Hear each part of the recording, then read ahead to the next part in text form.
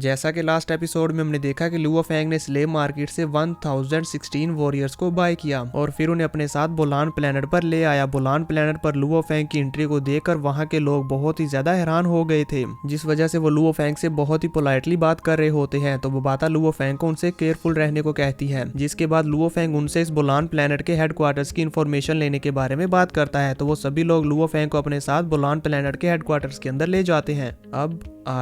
अब इस एपिसोड की स्टार्टिंग में हमें दिखाया जाता है यूनिवर्स का सीन, जहां पर हम देखते हैं उसी एलियन स्पेसशिप को जो कि अर्थ की तरफ जा रहा होता है। उस स्पेसशिप की ये सिस्टम जिसका नाम है अटूका, वो अर्थ की सारी इन्फॉर्मेशन कलेक्ट करने के बाद अपने कैप्टन के पास आती है और उनसे कहती है मैंने लाइफ प्लेनेट की सारी इन्फॉर्मेशन कलेक्ट कर ली है। तो उसका कैप्टन उससे कहता है ठीक है मुझे बताओ। उनके ये कहते ही व्यू चेंज हो जाता है और दूसरी तरफ हमें दिखाया जाता है बोलान प्लेनेट को, जहाँ पर लुओ फेंग उन दोनों ब्रदर्स के साथ मीटिंग रूम में आ जाता है और वहाँ पर वो दोनों ब्रदर्स लुओ फेंग को इस बोलान प्लेनेट के बारे में इंफॉर्मेशन देना शुरू करते हैं और कहते हैं मिस्टर लुओ फेंग ये देखिए हमारे ये हेडक्वार्टर्स बहुत ही ज्यादा सॉलिड और स्ट्रॉन्ग हैं। साथ ही साथ वो यहाँ पर लुओ फेंग को इस हेडक्वार्टर का होलोग्राम भी दिखा रहा होता है ताकि वो इसके बारे में अच्छे से जान पाए। वो फेंग को बताता है कि हमारे इस हेडक्वार्टर का डिफेंस लेवल एक प्लेनेट फाइटर जेट के बराबर है। अगर आप हमारी इस जगह के परमानेंट ओनरशिप राइट्स लेना चाहते हैं या फिर आप हमारे साथ एक लार्ज बिजनेस की डिमांड करना चाहते हैं तो भी कोई प्रॉब्लम नहीं है, हम आपके साथ वो भी कर सकते हैं। जो आप चाहेंगे वैसा ही होगा। फिर इसके बाद वो लुओ फेंग को इस हेडक्वार्टर के वेयर हाउस दिखाने लगता है और साथ ही साथ कहता है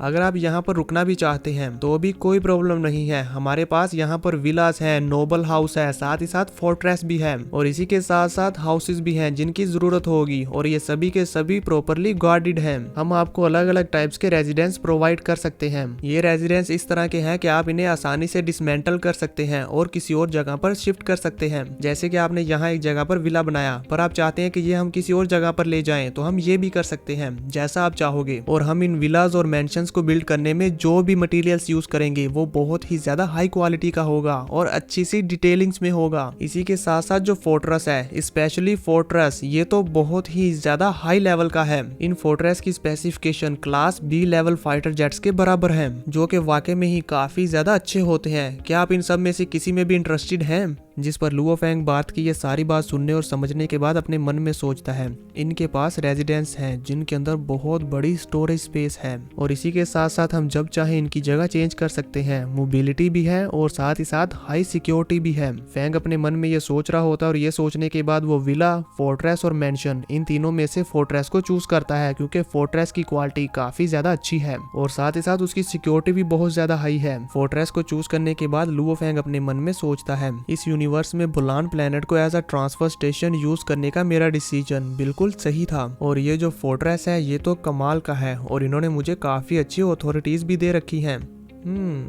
ये सब अच्छे से सोचने के बाद लुओ फेंग बार्थ से कहता है मैं इस वेयर हाउस बेस की परमानेंट ओनरशिप बाय करना चाहता हूँ। लुओ फेंग की ये बात सुनकर बार्थ और उसका ब्रदर दोनों ही काफी ज्यादा खुश भी हो जाते हैं और हैरान भी होते हैं। तभी फेंग उसे कहता है इसी के साथ साथ मैं इस फोर्ट्रेस की 9 स्टोरीज को खरीदूंगा, यानी कि इसकी 9 मंजिल्स को खरीदूंगा। अगर मैं तुम्हें इनकी कीमत हिलियोंग को इसमें पे करूँ तो वो अमाउंट ये होगी, राइट? ये कहते हुए फेंग उनके सामने एक अमाउंट शो करता है जिसे देखकर बार्थ और उसका ब्रदर दोनों ही बहुत ही ज्यादा हैरान हो जाते हैं क्योंकि वो कीमत इनके लिए बहुत ही ज्यादा थी। वो कीमत होती है 2.72 मिलियन हिलियोंग कॉइन्स, जिन्हें देखकर बार्थ कहता है ये तो 2.72 बिलियन जिनलैन कॉइन्स के बराबर है। ये सुनकर बार्थ बहुत ही ज्यादा हैरान हो जाता है। तभी बार्थ का ब्रदर उसे कहता है डायरेक्टर जनरल ये प्राइस हमारे पूरे वेयर हाउस बेस से ज्यादा एक्सपेंसिव है। तभी बार्थ एक्साइटेड होते हुए कहता है मिस्टर लुओ फेंग क्या आप इस ट्रांजैक्शन को कंफर्म करते हैं? ये कहते हुए वो काफी ज्यादा हैरान भी हो रहा होता है, जिस पर लुओ फेंग हाँ में अपना सर हिलाता है। तो ये सुनकर तो वो वहां पर खुशी के मारे झूमने लगते हैं और लुओ फेंग को ग्रीट भी कर रहे होते हैं। ये दोनों तो आज वाकई में ही बहुत ज्यादा खुश हैं और लुओ फेंग का बार बार शुक्रिया अदा कर रहे होते हैं। अब ये डील डन हो जाने के बाद लुओ फेंग अपने स्पेसशिप में आ जाता है और बोबाता को बताता है कि ये कॉन्ट्रैक्ट अब साइंड हो चुका है। बोबाता अब हमारे पास एक वेयर हाउस यानी कि गोदाम है जिसमें हम अपना सामान स्टोर कर सकते हैं, इसलिए अर्थ पर वापस जाने से पहले अभी भी कुछ चीजें हैं जो कि मैं खरीदना चाहता हूँ। ये कहते हुए फेंग बोबाता को वो चीज दिखा रहा होता है जिसे देखकर बोबाता कुछ सोचने लगती है और कहती है हाँ मैं समझ गई, तुम मेटल कंपोनेंट्स को बाय करना चाहते हो। आफ्टर ऑल मेटल तुम्हारे गोल्डन ऑन बहमूद की ग्रोथ स्पीड को इनहेंस कर सकता है, इसीलिए तुम ये बाय करना चाहते हो। और ये जो पर्पल लाइट लिक्विड है ये तो सिर्फ ऑर्डिनरी ह्यूमंस पर ही इफेक्टिव है, ये तुम पर वर्क नहीं करेगा, तो फिर तुम इसे क्यों बाय करना चाहते हो? तो फेंग उसे बताता है कि ये मैं अपने अर्थ के ह्यूमंस के लिए बाय कर रहा हूँ। और इसी के साथ साथ मैं इसे मार्शल हॉल के हाई लेवल वॉरियर्स को भी दूंगा। हर एक पर्सन को यह लिक्विड 10 ग्राम दिया जाएगा और जब वो इस 10 ग्राम लिक्विड को एब्जॉर्ब करेंगे तो उनकी पावर काफी ज्यादा बढ़ जाएगी। अगर एक नॉर्मल पर्सन इसे एब्जॉर्ब करता है तो वो इसे एब्जॉर्ब करने के बाद स्टूडेंट लेवल पर पहुंच जाएगा, यानी कि फिर वो भी अपनी कल्टीवेशन की जर्नी को आगे बढ़ा सकता है और एक वॉरियर बन सकता है। इस 10 ग्राम के हिसाब से अगर मैं 1 टन लिक्विड लेता हूँ तो ये 1 टन लिक्विड 100,000 लोगों को स्टूडेंट लेवल तक पहुंचा सकता है,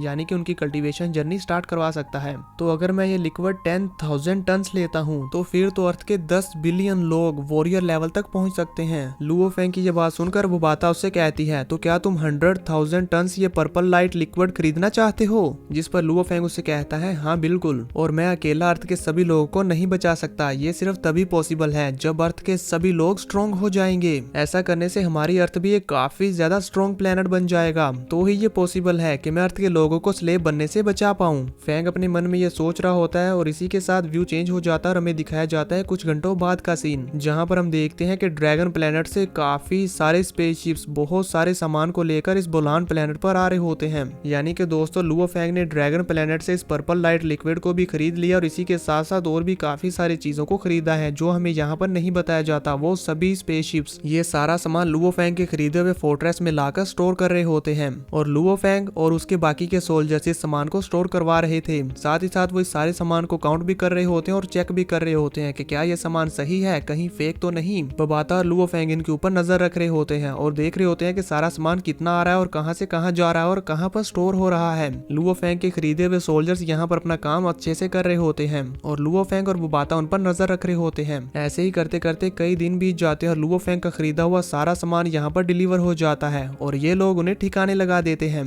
यानी कि सारा सामान स्टोर कर लेते हैं। सारा सामान स्टोर हो जाने के बाद वो बाता लुओ फेंग को बताती है कि हमने सारा सामान अच्छे से संभाल लिया है और उसे एकदम सेफली स्टोर कर दिया है। जिस पर फेंग उससे कहता है, ठीक है, अब हमारा यहाँ का काम पूरा हो गया, अब हम इस सामान को अर्थ पर लेकर जाएंगे। फेंग अभी बुबाता को ये बता ही रहा होता है कि तभी उनकी स्क्रीन पर वार्निंग आती है, जिसे देखकर बुबाता और फेंग दोनों ही हैरान हो जाते हैं और बुबाता जल्दी से जाकर देखने लगती है कि आखिर ये वार्निंग किसकी है। जैसे ही बुबाता वहाँ पर जाकर उसे चेक करती है तो वो लुओ फेंग को बताती है कि यहाँ पर कुछ तो गलत हुआ है। तो फेंग उससे पूछता है, क्या हुआ? जिस पर बुबाता लुओ फेंग को बताती है कि कुछ दिन पहले मैंने इस बोलान प्लेनेट के यूनिवर्स डिटेक्टर को हैक किया था। मैंने ऐसा इसलिए किया ताकि मैं इसके सराउंडिंग प्लैनेट्स और इसकी सिक्योरिटी कंडीशंस पर नजर रख सकूं और साथ ही साथ जान पाऊं कि ये लोग यहाँ पर क्या कर रहे हैं, कहीं हमारे साथ ही कुछ गलत न हो जाए। ये हमें यूनिवर्स की इंफॉर्मेशन प्रोवाइड करता है। इस इंफॉर्मेशन के थ्रू मुझे पता चल रहा है कि यहाँ पर एक एयरक्राफ्ट है जो कि काफी ज्यादा हाई स्पीड के साथ अर्थ की तरफ जा रहा है। बुबाता फेंग को ये बताती है तो इसी के साथ व्यू चेंज हो जाता है और हमें दिखाया जाता है उस एयरक्राफ्ट का सीन, जहां पर उस एयरक्राफ्ट की एआई सिस्टम अटूका अपने कैप्टन को बताती है, मैंने इस लाइफ प्लेनेट का सारा डाटा हासिल कर लिया है। ये कहते हुए वो उस डाटा को स्क्रीन पर शो करने लगती है और बताती है, ये जो लाइफ प्लेनेट है इसका नाम है अर्थ। इसकी ग्रेविटी अबाउट 0.11 है और इसका डायमीटर 6400 किलोमीटर है। Area 510 million square kilometres, land area 29.2%, सी एरिया 70.8% और इस प्लेनेट की पॉपुलेशन है 7 बिलियन। इस प्लेनेट पर स्ट्रॉन्गेस्ट पीपल्स की तादाद वो भी सर्च हो रही है। अर्थ की ये सारी इंफॉर्मेशन जानकर उनका कैप्टन जोर जोर से हंसने लगता है और अपनी टीम की तरफ अपना रुख करते हुए कहता है, ऐसा लगता है कि इस प्लेनेट का एनवायरनमेंट हमारे रहने के लिए बहुत सूटेबल है। कैप्टन की ये बात सुनकर वो सभी लोग बहुत ही ज्यादा खुश हो जाते हैं और खुशी के मारे वहां पर डांस करने ही वाले थे कि कैप्टन उन्हें चुप करवा देता है और फिर सीरियस होते हुए कहता है कि इस तरह के मूवमेंट्स में हमें केयरलेस नहीं होना है। ये लोकेशन एक बार सबसे ज्यादा मिस्टीरियस और स्ट्रॉन्गेस्ट पर्सन के थ्रू छुपाई गई थी। हम अभी भी इसे अच्छी तरह से नहीं जानते कि इसके अंदर क्या राज छिपे हुए हैं। क्या हो अगर अर्थ पर कोई बेमिसाल स्ट्रॉन्गेस्ट पर्सन हो जिसके बारे में हम कुछ भी नहीं जानते और वो इतना ज्यादा ताकतवर हो कि हमें यूं ही हरा दे या मार डाले। अगर ऐसा हो गया तो फिर तो हमारे सारे एफर्ट्स, हमने जितनी भी कोशिशें की वो सब की सब बेकार हो सकती हैं। इसीलिए हम यहाँ पर जरा सी भी लापरवाही नहीं दिखाएंगे। कैप्टन यहाँ पर अपनी टीम को ये बता रहे होते हैं कि तभी अटूका उनके पास आती है और उन्हें बताती है, इस प्लेनेट के पास एक इंफॉर्मेशन नेटवर्क है जिसके थ्रू हम इसका डाटा हासिल कर सकते हैं और जान सकते हैं कि इसके अंदर क्या क्या चल रहा है। अटूका की ये बात सुनकर कैप्टन ईवल स्माइल करते हुए कहता है,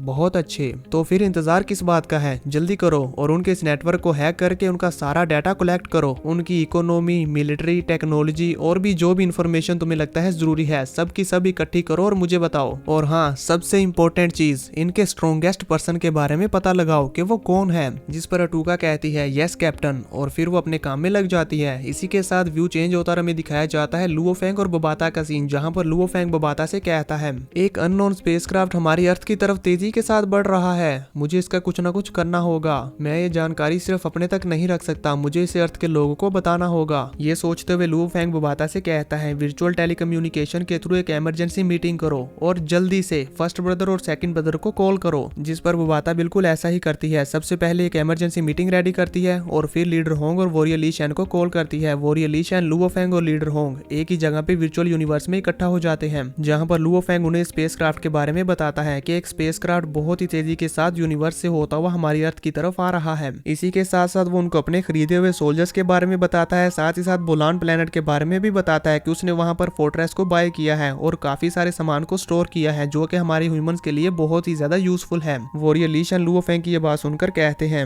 इतनी सारी इंफॉर्मेशन लुओ फेंग, तुमने तो इस यूनिवर्स से बहुत सारी इन्फॉर्मेशन को इकट्ठा किया है, पर हमारे पास अभी इस सारी इन्फॉर्मेशन को डाइजेस्ट करने का टाइम नहीं है। वो इसलिए क्योंकि हम पहले ही अर्थ की तरफ बढ़ते हुए स्पेसक्राफ्ट से निपटने के बारे में सोच रहे हैं कि हम इसके अगेंस्ट कैसे फाइट करेंगे। ये तो यूनिवर्सल इन्वेडर्स हैं, यानी कि हमलावर, हम इनका सामना कैसे करेंगे। ये तीनों यहाँ पर इस बारे में सोचकर परेशान हो रहे होते हैं। तभी वो बाता कहती है डिक्रिप्शन कंप्लीट, मैंने इस स्पेसक्राफ्ट से रिलेटेड सारी इन्फॉर्मेशन जान ली है। ये स्पेसक्राफ्ट एक लेवल सी का स्पेसक्राफ्ट है। बोबाता यहाँ पर लीडर होंग, वॉरियर ली शैन और लुओ फेंग तीनों को ही स्पेसशिप की सारी इन्फॉर्मेशन बताने लगती है और कहती है इस स्पेसक्राफ्ट की जो स्पेसिफिकेशन है उससे ये पता चल जाता है कि ये लोग कम इज कम बेसिक लेवल किंगडम सिविलाइजेशन से आ रहे हैं, एक ऐसे प्लेनेट से जिनकी सिविलाइजेशन स्ट्रोंगर है, जिनसे हम हमारी अर्थ की पावर को यूज करते हुए फाइट नहीं कर सकते, क्योंकि हमारी अर्थ की पावर उनके सामने बहुत ही वीक है। बोबाता की यह बात सुनकर लुओ फेंग काफी परेशान हो जाता है और कुछ सोचने लगता है। इसी के साथ ये एपिसोड यहाँ पर खत्म हो जाता है। तो देखेंगे नेक्स्ट एपिसोड में कि लुओ फेंग यहाँ पर क्या सोच रहा है।